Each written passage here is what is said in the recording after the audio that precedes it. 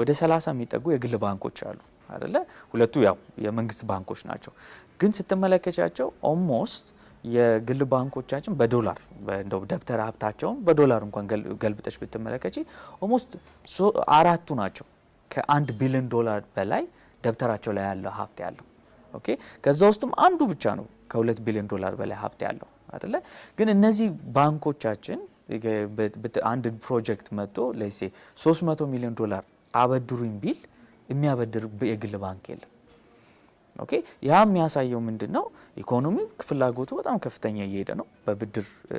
በብድር ፍላጎት መሰረት አዲስ ካፒታል ከመፈጠሩ አኳያ አዲስ ገንዘብ ወደ ገበያ ውስጥ ከመምጣት አኳያ ግን የኛ ባንኮች ግን እዛ ገንዘብ ደረጃ ላይ ግን ኮምፒቲቲቭ ሆኖ አይደለም ያለው። ሶ ያን ስትመለከቱ ዋናው ትልቁ ነገር የባንኪንግ ሴክተርን ስትከፍቹ አንድ ጥቅሙ አንደኛ ኮምፒቲሽን፣ ቴክኖሎጂ፣ ኖሃ እነዚህን የመሳሰሉት ማምጣትና እንደገናም ደግሞ ባንኪንግ ሴክተሩ ደብተሩ ተለቅ ባለ መልኩ ፈርጠም ባለ በኩ ያንን ትልቅ ብድር ኢኮኖሚ በሚፈልገው አቅም ማፍሰስ እንዲችል በረንብ ያመቻቻል።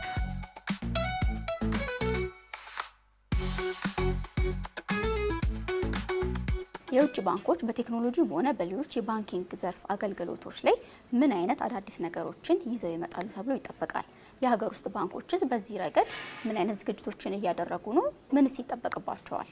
የባንኪንግ ሴክተር እነዚህ ባንኮች ኦልሞስት በትንሹ ከ30 ከ40 በላይ አገር በላይ ስለሚሰሩ ያላቸው ከሌሎች አገር ጋር አብሮ ከመስራት አኳያና ከቴክኖሎጂ አኳያ ከሬጉሌሽን አኳያ ከሰው ኃይል አኳያ እነዚህ ይዞት የሚመጡት ነገር ለኢትዮጵያ እንደ አንድ ጥቅም አለው አይደለ? ምክንያቱም የኢትዮጵያ ኢኮኖሚ ደግሞ ከአፍሪካ ውስጥ ትልቁ የሚባል ኢኮኖሚ ነው። ያ ደግሞ የኛ እዚህ ውስጥ ያሉት ኦልሞስት ትላልቅ ድርጅቶች አሉ፣ ዓለም አቀፍ ድርጅቶችም ኦልሬዲም ደግሞ የኛ ሀገር ኢኮኖሚ የሀገራችን ዜጋም ደግሞ ሄዶ ደግሞ ከሌላው ዓለም ጋር መገበያየት ይፈልጋል።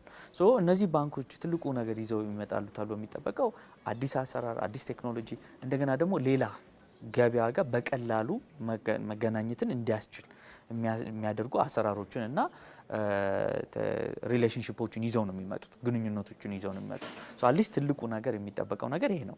የኛ ባንኮች እንዴት እየተዘጋጁ ነው የሚለውን አይ ቲንክ እሱም በሁለት ነገር ማየት፣ አንደኛ የኢትዮጵያ ብሔራዊ ባንክ መልሶ ማቋቋሚያ አዋጁን ከራሱ ከመጀመሪያ አኳያ 1359 አዋጁን የኢትዮጵያ ብሔራዊ ባንክ እንደገና መልሶ ማቋቋሙን ራሱን ዘመናዊ ከማድረግ አኳያ ገንዘብ ፖሊሲውን፣ ገንዘብ ስርዓቱን፣ የውጭ ምንዛሬውን፣ ሞኔታሪ የገንዘብ ፖሊሲ እነዚህን በሙሉ